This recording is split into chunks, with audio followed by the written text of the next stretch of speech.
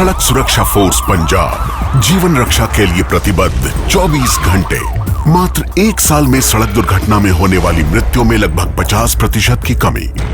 कुछ समय पहला मेरे भरा ਦਾ ਐਕਸੀਡੈਂਟ ਹੋਇਆ ਸੀ। ਸੜਕ ਸੁਰੱਖਿਆ ਫੋਰਸ ਨੂੰ ਕਾਲ ਕੀਤਾ 112 ਨੰਬਰ ਤੇ। ਵਿਦਿਨ 5 ਮਿੰਟਾਂ ਦੇ ਵਿੱਚ ਇਹਨਾਂ ਨੇ ਆ ਕੇ ਮੇਰੇ ਭਰਾ ਦੀ ਜਾਨ ਬਚਾਈ। ਜੇ ਉਹ ਨਾ ਮੈਨੂੰ ਉੱਥੋਂ ਚੱਕਦੇ ਤਾਂ ਹੋ ਸਕਦਾ ਸੀ ਮੇਰੀ ਮੌਤ ਹੋ ਜਾਂਦੀ। मुख्यमंत्री भगवंत सिंह मान की कोशिशों से अपना पंजाब बन रहा है Rangla Punjab. 4 PM news network में दोस्तों आपका स्वागत है। मैं हूं आपके साथ राशिद जहीर। देश में सबसे बड़ी चर्चा का विषय बना वो व्यक्ति जिसके पास 10-12 सांसद हैं, और वो सांसद हैं या नहीं इस बात की भी कोई गारंटी नहीं है। अमित शाह ने तोड़ करके अपनी तरफ कर लिए हैं या आधे बचे हैं या पूरे ख़त्म हो गए, कुछ नहीं मालूम। उसका नाम है नीतीश कुमार। उसी का जिक्र चल रहा है, रात दिन बिहार का जिक्र है, सुबह से लेकर शाम तक। अब गए और इसमें भी कोई दो राय नहीं कि जिक्र के पीछे वजह खुद नीतीश कुमार है। पूरे देश की चर्चा का विषय बन जाते हैं नीतीश कुमार तब जब ये चुप हो जाते हैं या नाराज़ हो जाते हैं। दोस्तों बात यह है कि नीतीश कुमार सरकार छोड़ेंगे नहीं छोड़ेंगे, इसके बारे में बारहा आपके सामने खबरें आ चुकी। मैं तो आपके सामने सिर्फ एक विश्लेषण करने के लिए हाजिर हुआ कि नीतीश कुमार के पास आखिरी मौका है अपने आप को बचाने के लिए। हालांकि उनके पास अब कुछ बचा नहीं है। सबसे पहले मैं बिहार की बात करना चाहता हूं आपसे।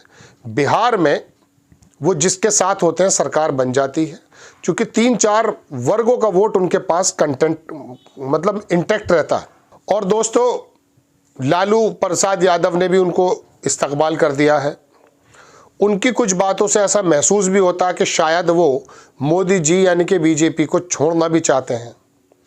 लेकिन कुछ मजबूत बातें ऐसी भी हैं कि वो चाहने के बावजूद भी नहीं छोड़ेंगे, चूँकि अपने मुंह से तो उन्होंने कहा नहीं, लेकिन पहले भी कभी ऐसा नहीं कहा था कि मैं छोड़ने जा रहा हूँ। लेकिन वहाँ सरकार बने तब भी बिहार 7 रुपया ले रहा था राजस्व केंद्र से, दे रहा था 1 रुपया। और सरकार ना भी बने तब भी बिहार की हालत यही होनी है। तो बिहार तो अपनी जगह वही है, पलायन भी वही है, बेरोजगारी भुखमरी भी वही है। लेकिन नीतीश कुमार प्रदेश का और देश का बार बार बुखार ऊपर नीचे कर देते हैं, तापमान ऊपर नीचे कर देते हैं। लेकिन मैंने आपसे कहा कि नीतीश कुमार के पास आखिरी मौका है, वो मैं बताना चाहता हूँ। नीतीश कुमार के जो सांसद हैं, बड़े बड़े नेता, चाहे वो केंद्र में मिनिस्टर हो गए हों लल्लन सिंह, चाहे वो झा साहब हैं, पर क्या नाम उनका अभी नाम जहन से निकल रहा है, उनके जो अध्यक्ष बने हुए हैं, वो सब भारतीय जनता पार्टी के कांटेक्ट में हैं और उन्हीं की मीडिएशन भी वही लोग कराते हैं। तो ऐसे समय में उनसे भी थोड़ी दूरी नीतीश कुमार ने फिलहाल वैसे बनाई है। लेकिन अगर वो मिसाल के तौर में मोदी जी का साथ छोड़ते हैं तो उनके सांसद कितने उनके साथ रहेंगे नहीं मालूम, लेकिन फिर भी सर्वाइवल करने का मौका है। मैंने 20 दिन पहले एक रिपोर्ट बनाई थी कि नीतीश कुमार शिंदे नहीं बनना चाहते, और भारतीय जनता पार्टी ने अपनी पूरी तैयारी उन्हें शिंदे नहीं, शिंदे से भी ज़्यादा उत्पीड़न करने का वाला मामला बना लिया है। शिंदे बना देंगे, उनकी पार्टी भी टूट सकती है, सांसद तो भी टूट सकते हैं। और इस बार वो 7 जब तक इलेक्शन है तब तक वो रखेंगे, उसके बाद वो उनको दरकिनार कर देंगे। चूँकि अटल बिहारी वाजपेयी का सपना हो या भारतीय जनता पार्टी RSS का कि उनका आदमी बिहार का चीफ मिनिस्टर बने फुल बहुमत के साथ, ये सपना भारतीय जनता पार्टी अपनी तरह से पूरी तरह से साकार करने जा रही है। इलेक्शन तक अगर नीतीश कुमार रहते हैं ठीक, नहीं तो इलेक्शन के बाद उन्हें रखेंगे और उसके बाद उनको वो अपने लोगों को लगाकर, ज़्यादा लोगों को लड़ाकर, और जो भी वो महाराष्ट्र में उन्होंने काम किया सब इस तरह के साम दाम दंड भेद करके भारतीय जनता पार्टी को अपने पैरों पे खड़ा करना चाहते हैं। लेकिन क्या एक बिहार का नेता जिसके बारे में 20 बरस से ये मिथ्या बन गई कि चाहे सरकार कोई भी आए चीफ मिनिस्टर नीतीश कुमार ही बनेंगे, अपने कम वोट बैंक के बावजूद भी, अपनी कम सीटों के बावजूद भी लालू की भी ज़रूरत बने रहते हैं, कांग्रेस की ज़रूरत भी बने रहते हैं और बीजेपी की ज़रूरत भी बने रहते हैं। ऐसी सूरत में नीतीश कुमार को उनकी पार्टी में सेंध लग जाना, राज्यपाल इसी मद्देनज़र पहुंचाया जाना और वहाँ पर जिस प्रकार से आरएसएस और भारतीय जनता पार्टी अपने टूल्स के साथ ईडी और सीबीआई के साथ वह धमकी दे रही है या धमक रही है, उससे लग ये रहा है कि नीतीश कुमार की पार्टी और नीतीश कुमार की राजनीति खतरे में। यही वजह है कि वो आखिरी मौका है। अब वो मौका क्या है? दो चीज़ें तो ऐसी हैं दोस्तों जिनको वो मुद्दा बना करके उनसे अलग हो सकते हैं। पहली बात, अमित शाह ने जिस प्रकार से अंबेडकर साहब के बारे में जो वक्तव्य दिया था उसको वो बाकायदा उसमें बना सकते हैं अपनी एक वजह छोड़ने की। दूसरी बात, जिस तरह से एक टीवी के प्रोग्राम में कह दिया था कि साहब आने वाला वक्त बताएगा चीफ मिनिस्टर कौन है, ये दो वजहें नीतीश कुमार के लिए काफ़ी हैं अपना पल्ला झाड़ने के लिए, और झाड़ देना चाहिए। इसके अलावा अब वो केंद्र की सत्ता में किस प्रकार से बदलाव कर सकते हैं, जो उनको ख़त्म करना चाहता है वो उसी की पार्टी को थोड़ा कमज़ोर कर सकते हैं, सत्ता को केंद्र में कमज़ोर कर सकते हैं, ऐसी भी संभावना है। 12 विधायक 10-12 सांसद हैं, इनको समेटना, चंद्रबाबू नायडू से बीच में कांटेक्ट करना और कांग्रेस को अपने जिस तरह से मुलाकात बताई जा रही है इस तरह से करना, तो वो एक तीर से दो निशाने भी कर सकते हैं। अगर वो ऐसा करते हैं तो जनता दल यू को भी बचाते हैं, बिहार को भी बचाते हैं, अपनी पार्टी के विधायक और सांसदों को भी बचाते हैं, और सबसे बड़ी बात यह है कि संविधान पर जो खतरा मंडरा रहा है उसको भी वो बचाते हैं। जेपी और लोहिया और छात्र राजनीति से निकले हुए प्रोधा को तो करना तो यही चाहिए, आखिरी बाजी ये खेल देनी चाहिए।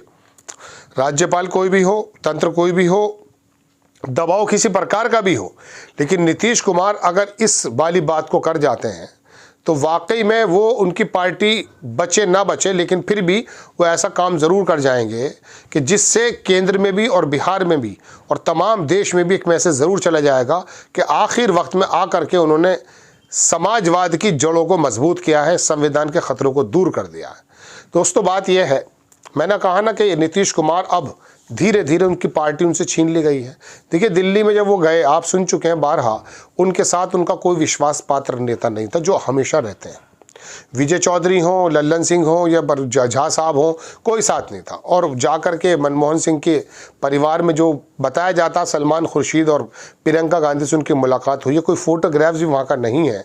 अगर ऐसा पर्दे के पीछे उन्होंने कोई काम कर दिखाया है या कर सकते हैं तो वाकई में इसमें कोई दो राय नहीं है कि वो भारतीय राजनीति को एक ऐसे खतरे से बचा लेते हैं। भारत की सरकार बदल करके, प्रदेश की सरकार बदल कर उनका मुख्यमंत्री बनना तो तय है, लालू प्रसाद यादव उनको दे देंगे, लेकिन वो केंद्र में भी चंद्रबाबू नायडू की तरह, जैसे उन पर आरोप लगते हैं कि सेल्फिश हैं, पैसा लेकर चले जाते हैं, आंध्र से मतलब है, देश से भी मतलब होना चाहिए। देखना चाहिए कि देश के अंदर रुपया की जो हालत है वो क्या है, इस वक्त डॉलर कितना मजबूत हो रहा है, चीन हमारे सामने कितना ज़्यादा चुनौतियां पेश कर रहा है, जियोपॉलिटिक्स में क्या चल रहा है, देश की अर्थव्यवस्था के हाल क्या हैं।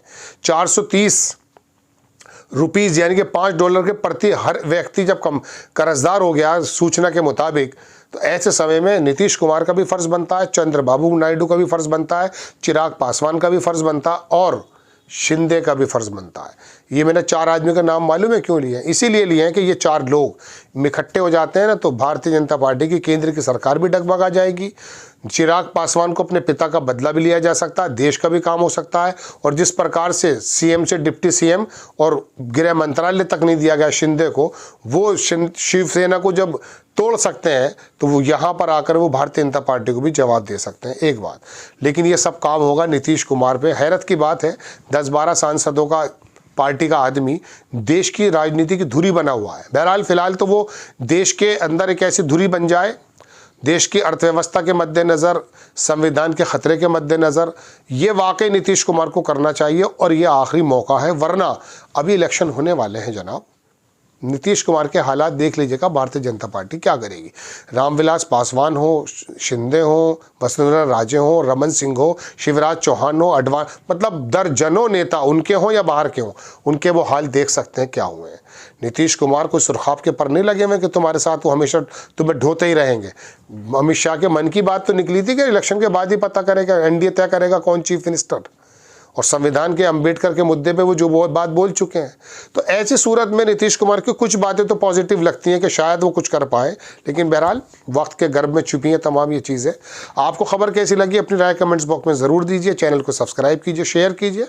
नेक्स्ट टाइम मैं किसी खबर के साथ हाजिर होता हूँ। जय हिंद।